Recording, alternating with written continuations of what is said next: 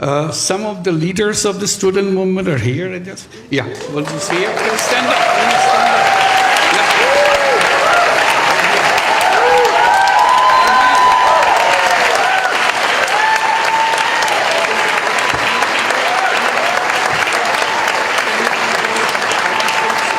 It's amazing the way they speak. The language I never heard. That speak about the world they want to build, the country they want to build for themselves, and they are ready behind it to make that happen. So please help them, support them, so that their dream comes true. And this is the responsibility we take together, and you'll be here with us in that dream, making that dream come true.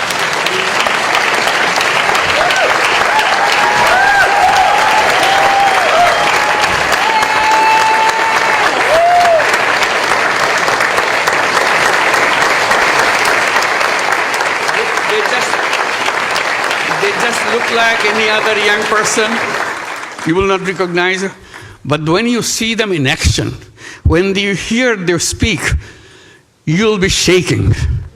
They shook the whole country by their speeches, by their dedication, their commitment. They said, you can kill us anytime you want, but we are not giving up.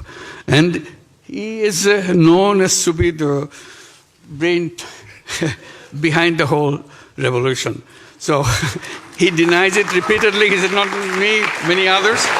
But that's how he's recognized, that he's the brain behind the whole thing. It's amazing, meticulously designed thing. It's not just suddenly came, it's not like that. Very well designed. Even the leadership pattern, people don't know who the leaders. So you can't catch one and say, okay, it's over. It's not over. So it's completely diverse. When they speak, the language is something it inspires any young person anywhere, any person anywhere in the world. These are the guys. Let's give them a big applause. So this is the Bangladesh. They are the one creating the new version of Bangladesh. Let's wish them a success. Thank you very much. Thank you.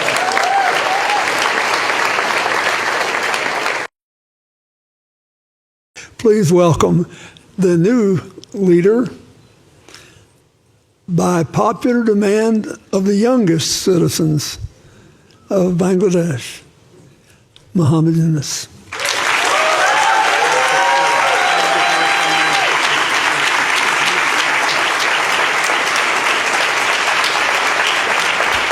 Thank you, Bill.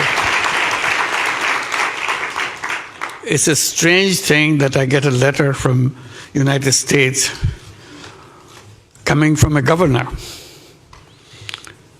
of Arkansas. So you have to figure out where is Arkansas. He wants to meet me immediately. So I don't know how immediately that was. I said, next time I'm coming to United States for this visit, this program. So when I come, I'll definitely come and see you. He said, it's very urgent. I said, well, I'll see how quickly I can come. I couldn't come early. I came for the meeting. And that was the beginning of our contact. And he tried to understand, what is this Grameen Bank that people talk about? So I explained. And both he and Hillary sitting there in the hotel room where I was invited to talk. And after listening, we need it. He says, we need it. How quickly we can get it in Arkansas.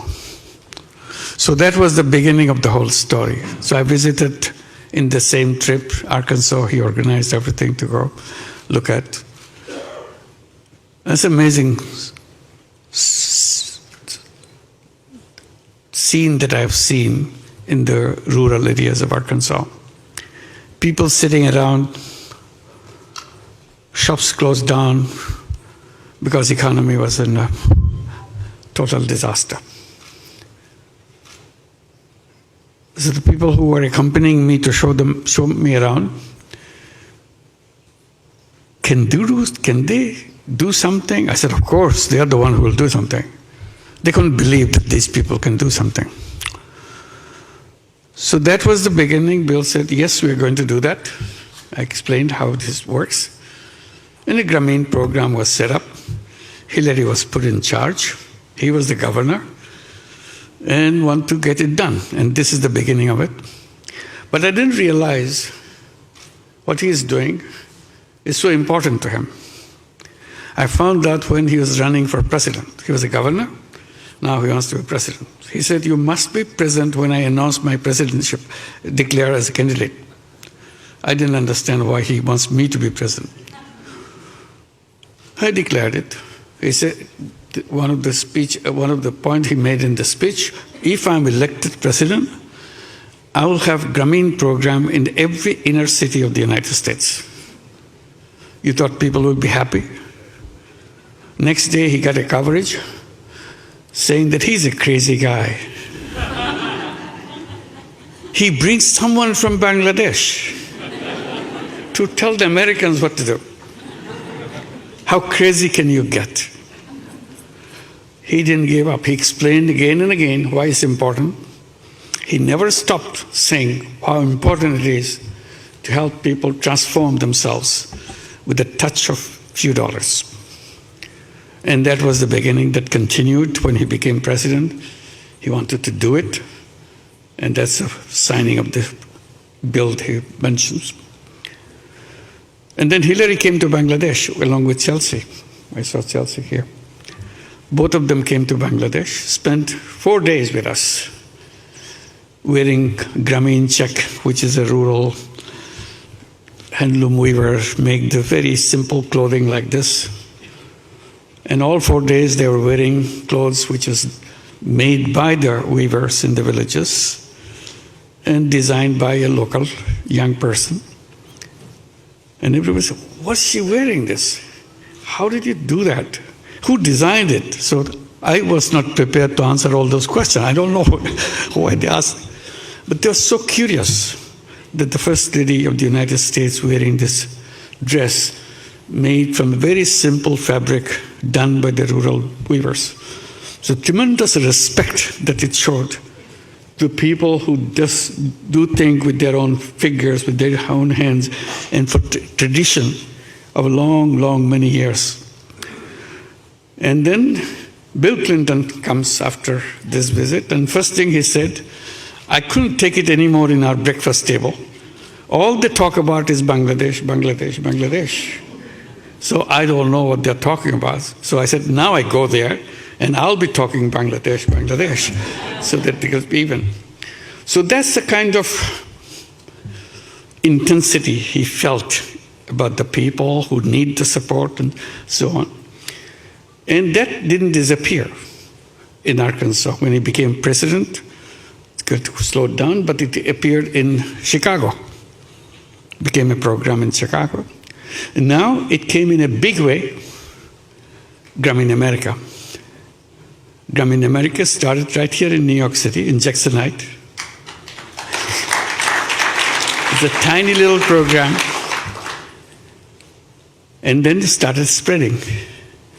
Now Grameen America has 35 branches all over the United States. Every major city has a Grameen Bank branch. And today, nearly 200,000 borrowers, all 100% women in all these inner cities, which is his dream, and take $1.5 billion a year.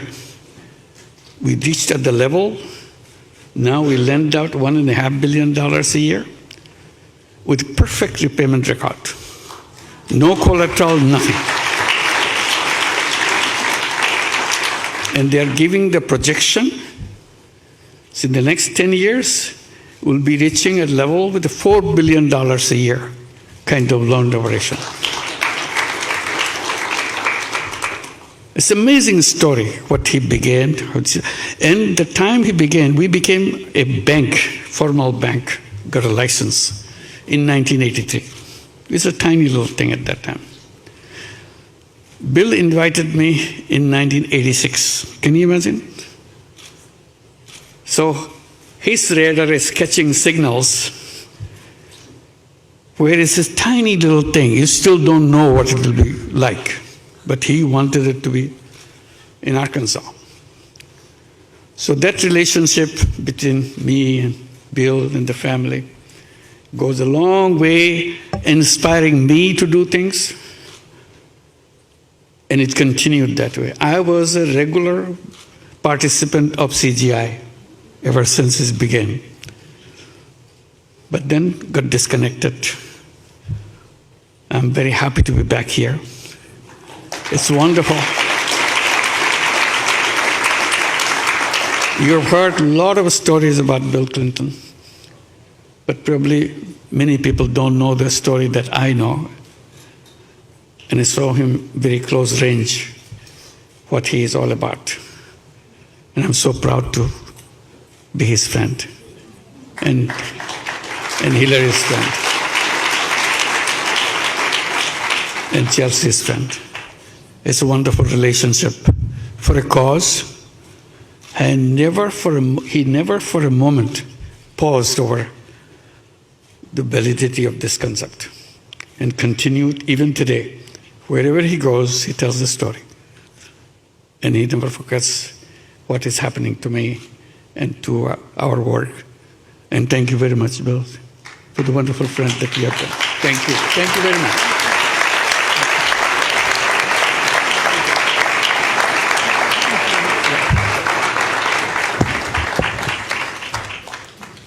Well, you're the only old guy I know who was ever drafted for his eminent position by the young people of his country. And that's because he has succeeded in doing what we all must do. We all have to stay in the future business. Yeah, absolutely. And he is a walking testament to its riches. I'm very, very proud of you, very grateful for you. And I think all of us should wish Bangladesh well and do what we can to support them. Somebody has to fund the first loans, then the rest get repaid. Thank you. Thank you, and God bless you. Thank you. Let me just add a little bit on the Bangladesh situation now. It's quickly, because these are the young people that I've always been talking about, that the young people are the ones who should be leading the way, because all are kind of getting old-fashioned. So how to make things in the eyes of the young people and create the new life, create the new world for themselves. While I'm speaking on that theme, I didn't realize what will happen in Bangladesh. Suddenly all the young people of Bangladesh got together and said, enough is enough. We are not going to tolerate it anymore. And they didn't. They sacrificed themselves in front of the bullets fired by Bangladeshi government and sacrificed their lives. I just saw some video going on. So they just stood there, said, how many of us you can kill? We are here, kill us. But we are going to change the world, change Bangladesh. And that is the promise they made, that they want to create a new Bangladesh, Bangladesh next version, with the youth version. So this is the commitment they made and invited me after the previous government left the country. So invited me to head the country. This is what I'm doing, trying to implement what the dreams of the young people promised to the nation, how it can be done. The whole nation, they mobilized the whole nation together. It's not just the young people. Every single person in Bangladesh support this cause. And I'm very happy at the support and the people of the United States to make that happen. And the sky's the limit. They want to make this Bangladesh called New Bangladesh. They said we put the reset button, old is gone. So now you build a new Bangladesh on top of it. The images of our dreams. And this is a Bangladesh of the dreams they will make. Some of the leaders of the student movement are here. Yeah, will you see it? Please stand up. Please stand up. Yeah.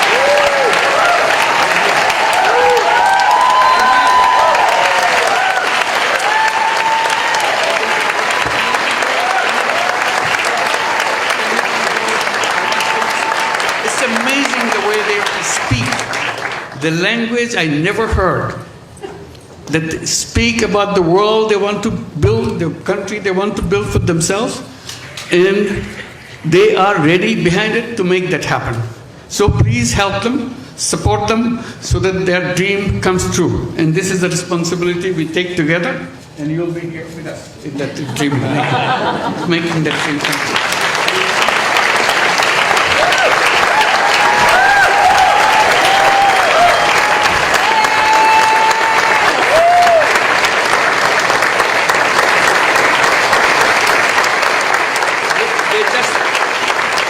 They just look like any other young person.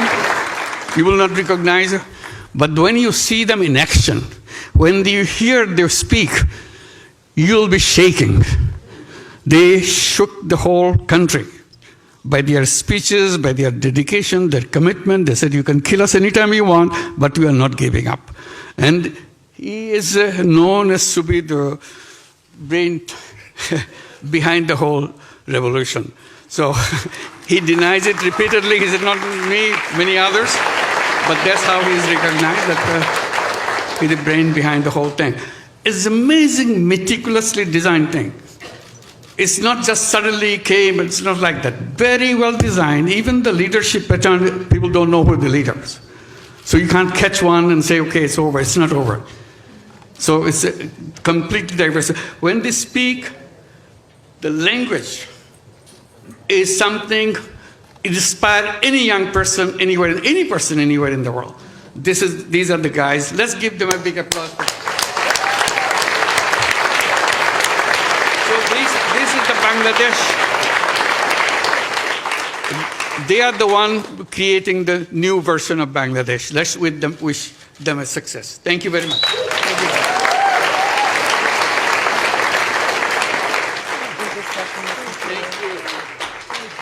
I wish you had time to talk to you.